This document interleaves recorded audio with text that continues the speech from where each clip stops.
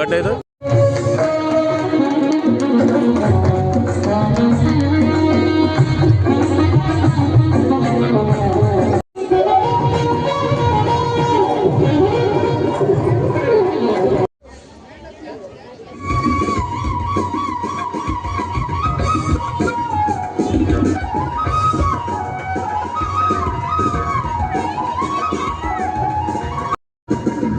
ನಾವು ನೀಡಲಾಗುತ್ತೆ.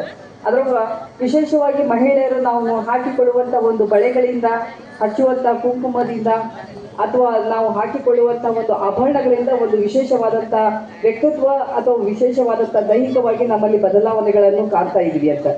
ತಾಯಿ ಅಂತಂದ್ರೆ ಮತ್ತೇನು ಅಲ್ಲ, ತಾಯಿ ಅಂತಂದ್ರೆ ಪ್ರತಿಯೊಂದನ್ನು ಸಹಿಸಿಕೊಂಡು ಹೋಗುವಂಥವಳು ಅಂತ.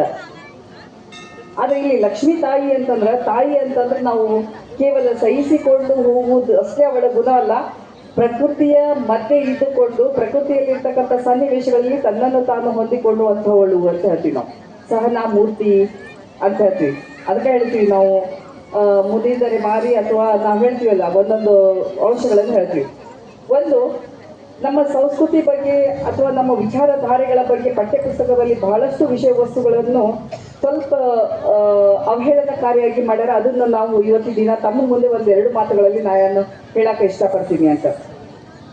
ಭಾರತ ದೇಶ ಹೆಂಗಿತ್ತು ಅಂತಂದ್ರೆ ಇಲ್ಲೆಲ್ಲ ಬಾಲ್ಯ ವಿವಾಹಗಳಿದ್ದವು ಅಥವಾ ಸತಿ ಸಹಗಮನ ಪದ್ಧತಿ ಇತ್ತು ಅಂತಂದ್ರೆ ಇತಿಹಾಸದಲ್ಲಿ ಅಥವಾ ಪಠ್ಯಪುಸ್ತಕದಲ್ಲಿ ರಚನೆ ಮಾಡಲಾಗೈತಿ ಅಂತ. ಸಾಮಾನ್ಯವಾಗಿ ಭಾರತ ದೇಶದ ಒಂದು ವಿಚಾರಧಾರೆಗಳನ್ನು ನಾವು ನೋಡಿದಾಗ ಭಾರತ ದೇಶದಲ್ಲಿ ಯಾವುದೇ ತರನಾದಂಥ ಬಾಲ್ಯ ವಿವಾಹ ಇದ್ದಿದ್ದಿಲ್ಲ, ಸತಿ ಸಹಗಮನ ಪದ್ಧತಿ ಅನ್ನೋದು ಇದ್ದಿದ್ದಿಲ್ಲ. ನಾವು ಹೇಳ್ತೀವಿ ಭಾರತದ ದೇಶದಲ್ಲಿ ಮಹಿಳೆಯರಿಗೆ ಬಹಳಷ್ಟು ಅನ್ಯಾಯ ಅತ್ಯಾಚಾರ ಆಗಕತ್ತೈತಿ ಅಂತ ಪಠ್ಯಪುಸ್ತಕದಲ್ಲಿ ಬರಿತಾ ಹೋಗ್ಯಾರ. ಆದ್ರೆ ಒಂದು ಇತಿಹಾಸವನ್ನು ಅವಲೋಕನ ಮಾಡಿದಾಗ, ಭಾರತದ ಒಂದು ಸಂಸ್ಕೃತಿಯನ್ನು ನಾವು ಅವಲೋಕನ ಮಾಡಿದಾಗ ಭಾರತದಲ್ಲಿ ಬಾಲ್ಯ ವಿವಾಹ ಪದ್ಧತಿ ಇದ್ದಿದ್ದೇ ಇಲ್ಲ. ಯಾಕೆ ಬಾಲ್ಯ ಆಗ್ತಕ್ಕಂಥ ಅನಾನುಕೂಲತೆಗಳು ಎಷ್ಟದಾವು ಅಂತ ನಾವು ಪ್ರತಿದಿನ ಪೇಪರ್ನಲ್ಲಿ ನೋಡ್ತೀವಿ. ಆದ್ರೆ ಇವತ್ತಿನ ದಿನ ಭಾರತ ದೇಶವನ್ನು ಗುರುತಿಸ್ಬೇಕಾಗಿತ್ತು ಅಂತಂದ್ರ ಮೊಟ್ಟ ಮೊದಲ ಭಾರತ ದೇಶ ಒಂದು ಹಿಂದುಳಿದಂತಹ ರಾಷ್ಟ್ರ ಅಂತ ಹೇಳ್ತಿದ್ರು. ಆದ್ರೆ ಇವತ್ತಿನ ಜಗತ್ತಿನಾದ್ಯಂತ ಭಾರತ ದೇಶ ಇದು ಒಂದು ಭಾರತ ದೇಶ, ಇದು ವಿಶ್ವಗುರು ಆಗಕ್ಕೆ ಹೊಂಟೈತಿ ಅಂತಂದು ಇಡೀ ಜಗತ್ತಿನ ಜನರು ಭಾರತ ದೇಶದ ಕಡೆ ಹೊಂಟಾರ. ಇದಕ್ಕೆ ಕಾರಣ ಅಂತಂದ್ರ ಇಲ್ಲಿ ಇರ್ತಕ್ಕಂಥ ಜನರು, ಯಾಕಂದ್ರೆ ಉತ್ತಮವಾದಂತ ಒಬ್ಬ ವ್ಯಕ್ತಿಯನ್ನು ನಾವೆಲ್ಲ ಆರಿಸಿ ತರಬೇಕಾದದ್ದು ನಿಮ್ಮೆಲ್ಲರ ಒಂದು ಧರ್ಮ ಅಂತ ಹೇಳ್ತೀವಿ ನಾವು. ಅದಕ್ಕೆ ಒಂದು ನಾವಿಲ್ಲಿ ಏನ್ ಹೇಳ್ಬೋದು ಅಂತಂದ್ರ, ಶಾಲೆಯಲ್ಲಿ ಅಗ್ರಸ್ಥಾನವನ್ನು ಪಡೆಯೋದು ಬುದ್ಧಿವಂತ ಅಲ್ಲ. ಫಸ್ಟ್ ರ್ಯಾಂಕ್ ಬಂದಾನ ನನ್ನ ಮಗ, ಸೆಕೆಂಡ್ ರ್ಯಾಂಕ್ ಬಂದಾನ, 80% ಆಗೈತಿ, 90% ಆಗೈತಿ, ಡಾಕ್ಟರ್ ಅದನ್ನ, ಇಂಜಿನಿಯರ್ ಅದನ್ನ, ಅಮೆರಿಕಕ್ಕೆ ಹೋಗೋಣ ಅಥವಾ ಲಂಡನ್ಗೆ ಹೋಗೋಣ, ಬಹಳ ಹೆಮ್ಮೆಯಿಂದ ಹೇಳ್ತೀವಿ ನಾವು. ಸಾಕಷ್ಟು ಉದಾಹರಣೆಗಳನ್ನು ನಾವು ಪೇಪರ್ನಲ್ಲಿ ನಾವು ನೋಡ್ತೀವಿ, ಟಿವಿಗಳಲ್ಲಿ ನೋಡ್ತೀವಿ. ತಂದೆ ಸತ್ತಾಗಾತು, ತಾಯಿ ಸತ್ತಾಗಾತು, ಅಲ್ಲಿ ಫಾರಿನಿಂದ ಬರಕ ಆಗುದಿಲ್ಲ, ಫೋನ್ ಮಾಡಿ ಹೇಳ್ತಾರ ನಂಗೆ ಬರಕ್ ಆಗುದಿಲ್ಲ, ಮುಂದಿನ ಕಾರ್ಯಗಳನ್ನು ನೀವು ಮುಗಿಸ್ರಿ ಅಂತ. ಇದು ನಮ್ಮ ಸಂಸ್ಕಾರ ಅಲ್ವೇ ಅಲ್ಲ. ನಮ್ಮೆಲ್ಲರ ಒಂದು ಅಂತಿಮ ಗುರಿ ಏನಾಗಿರ್ಬೇಕು ಅಂತಂದ್ರೆ, ಇರುವಷ್ಟು ದಿನ ಸಂತೋಷದಿಂದ ಇರುವುದೇ ನಮ್ಮ ಗುರಿ ಆಗಿರ್ಬೇಕು. ಹಣ ಇವತ್ತಿನ ದಿನ ಬರುತ್ತಾ, ಬಂಗಾರ ಇವತ್ತಿನ ದಿನ ಬರುತ್ತಾ ಹೋಗುತ್ತಾ, ಆದ್ರ ನೆಮ್ಮದಿ ಅನ್ನೋದು ಬಹಳಷ್ಟು ಮುಖ್ಯ. ಆ ನೆಮ್ಮದಿಯನ್ನು ನಾವು ಪಡ್ಕೋಬೇಕಾಗಿತ್ತು ಅಂತಂದ್ರೆ ಅದು ನಮ್ಮ ಸುತ್ತಮುತ್ತಲಿನ ವಾತಾವರಣದಿಂದ ಬರುತ್ತೆ.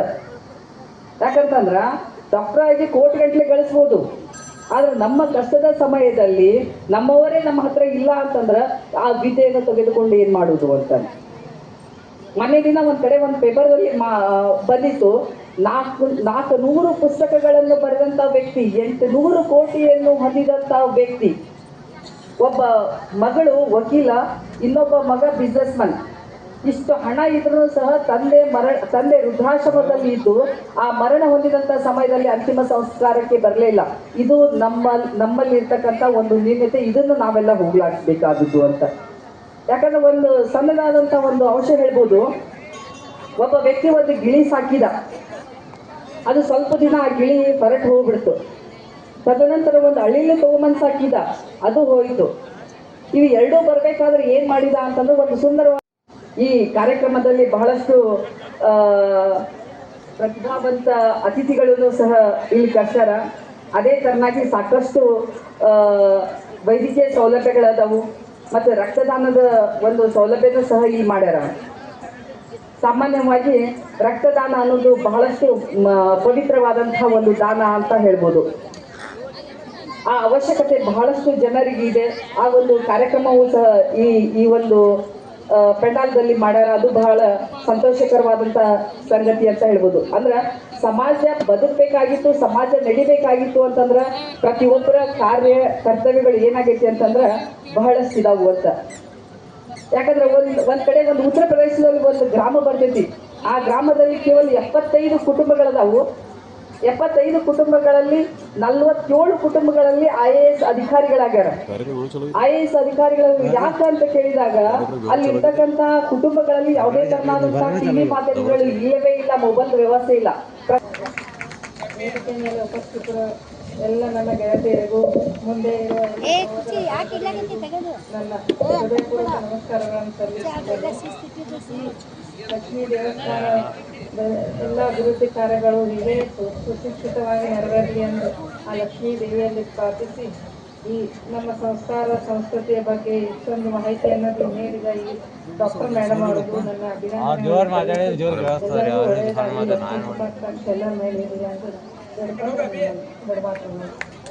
ನಾವು ಬದುಕಿದೆವು ಅಂತ ಕೇಳಿದ್ರೆ ಆ ಬದುಕಿಗೆ ಬೆಲೆ ಇಲ್ಲ ಅಂತಕ್ಕಂಥದ್ದು. ವಿವೇಕಾನಂದರು ಅಮೆರಿಕಕ್ಕೆ ಹೋಗಿದ್ರು, ತಮಗೆಲ್ಲ ಗೊತ್ತು. ಅಲ್ಲಿ ಒಬ್ಬ ಅಮೆರಿಕದ ಸಹೋದರ ನಮ್ಮ ವಿವೇಕಾನಂದರಿಗೆ ಏನು ಭಾರತದ ಸನ್ಯಾಸಿ ಬಂದಿದಿ, ಏನು ವೇಷ ಹಾಕೊಂಡಿದಿ, ಪೇಟ ಸುತ್ತಿದಿ, ಏನು ಕ್ಯಾವಿ ಬಟ್ಟೆ ಹಾಕೋದು ಅಂತ ಅಪಮಾನ ಮಾಡ್ದ. ನೋಡು ನನ್ನ ದೇಶದಲ್ಲಿ ನೋಡು ವ್ಯಕ್ತಿಗಳು ಹೆಂಗೆ ಶ್ರೀಮಂತ ಕಾಣ್ತಾರೆ, ಸೂಟು ಬೂಟು ಹ್ಯಾಟು ಅಂತೇಳಿ. ಅವಾಗ ವಿವೇಕಾನಂದರು ಬಹಳ ಅದ್ಭುತ ಮಾತು ಹೇಳಿದ್ರು, ನೋಡು ಮಿತ್ರ, ನಿನ್ನ ದೇಶದಲ್ಲಿ ಬಟ್ಟೆ ಬೇಕಾದರೂ ಶ್ರೀಮಂತ ಮಾಡ್ತಾವ, ಆದ್ರೆ ನನ್ನ ಪವಿತ್ರ ಭಾರತದಲ್ಲಿ, ನನ್ನ ಶ್ರೇಷ್ಠ ಭಾರತದಲ್ಲಿ ವ್ಯಕ್ತಿಯ ಗುಣಗಳೇ ವ್ಯಕ್ತಿಯನ್ನು ಶ್ರೀಮಂತ ಮಾಡ್ತಾವ ಅಂತಕ್ಕಂಥದ್ದು. ಆ ವ್ಯಕ್ತಿಯಲ್ಲಿ ಒಳ್ಳೆ ಗುಣಗಳು ಬರಬೇಕು ಅಂತ ಕೇಳಿದ್ರೆ ಒಳ್ಳೆ ಸಂಸ್ಕಾರ ಬೇಕು. ಆತನಿಗೆ ಬಹಳ ಅಪಮಾನ ಆಯಿತು. ಆತನ ಸಂಸ್ಕಾರವನ್ನು ಹೇಳನ್ ಮಾಡೋದಕ್ಕಾಗಿ ಅಪಮಾನ ಆಯಿತು. ವಿವೇಕಾನಂದ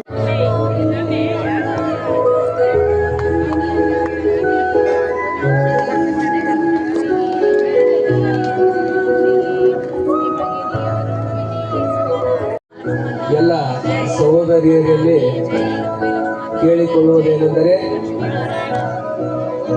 ವೇದಿಕೆಯ ಹತ್ತಿರ ಆರೋಗ್ಯ ಇಲಾಖೆಯವರು ಆರೋಗ್ಯ ತಪಾಸಣಾ ಮುಕ್ತ ಮನಸ್ಸಿನಿಂದ ವೇದಿಕೆಗೆ ಆಗಮಿಸಿ ತಾವು ಕೂಡ ಮುತ್ತೈದೆ ಉಡಿ ತುಂಬುವ ಕಾರ್ಯಕ್ರಮದಲ್ಲಿ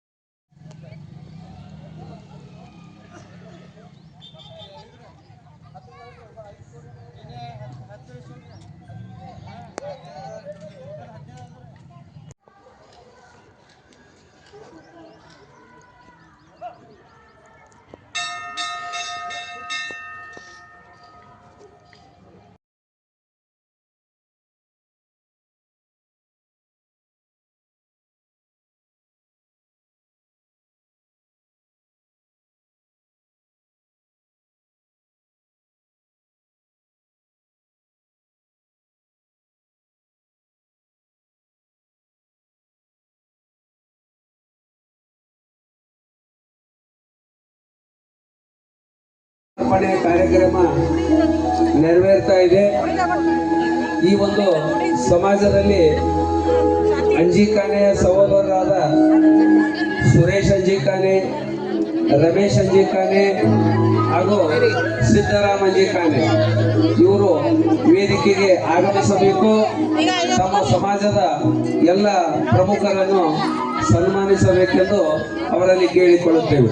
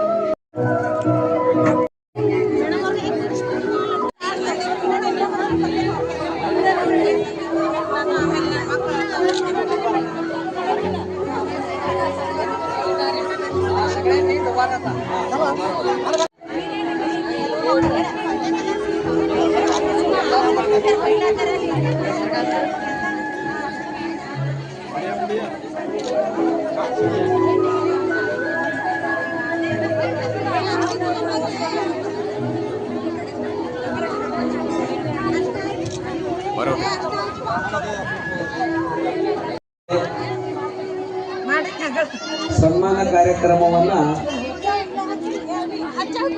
ಶ್ರೀಯುತ ರಮೇಶಣ್ಣ ವೀಕ್ಷಿಸಿ ಶೋಭೆ ತರಬೇಕಾಗಿ ವಿನಂತಿ.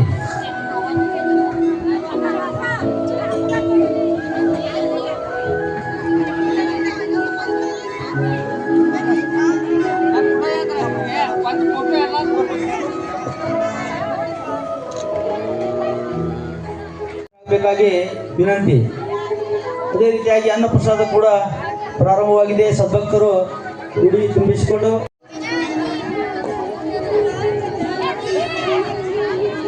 ನಮ್ಮ ಎಲ್ಲ ಆಶಾ ಕಾರ್ಯಕರ್ತರು ಪ್ರಸಾದವನ್ನು ಸೇವಿಸಿಕೊಂಡು ಬರಬೇಕಾಗಿ ವಿನಂತಿ. ಪ್ರಸಾದ ಸ್ವೀಕರಿಸಿಕೊಂಡು ಪ್ಲೇಟ್ಗಳನ್ನು ತೊಳೆದು ಇಡಬೇಕಾಗಿ ವಿನಂತಿ. ಯಾರು ಪ್ಲೇಟ್ನಲ್ಲಿ ಹೆಚ್ಚಿಗೆ ಮಾಡಬಾರ್ದು. ಅದರಂತೆ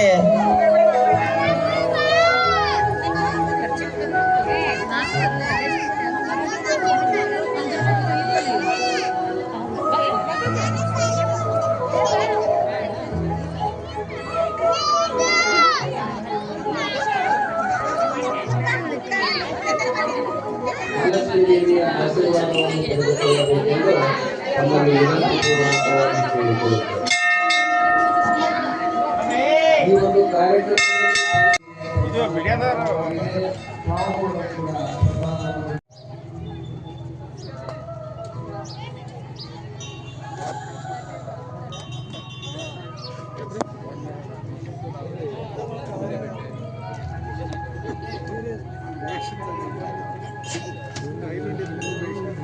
ಬ್ಲಡ್ ಬ್ಯಾಂಕ್ ನಮ್ಮರಿ ಏ ಗುರು ಬಾಯ್ ನಿಲ್ರ ಬ್ಲಡ್ ಬ್ಯಾಂಕ್ನವ್ರು ಬಾಯ್ ರಕ್ತ ತೊಗೊಂಡ್ರಿ ಇವರು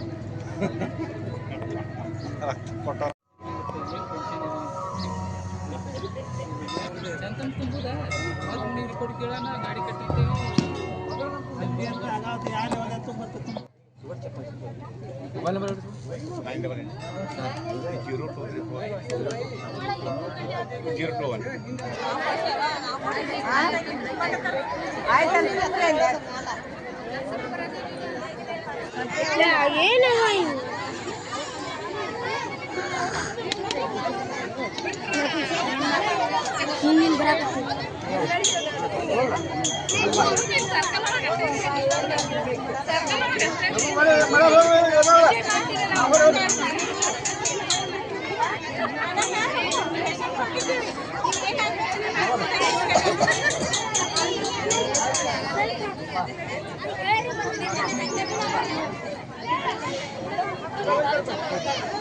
Thank you.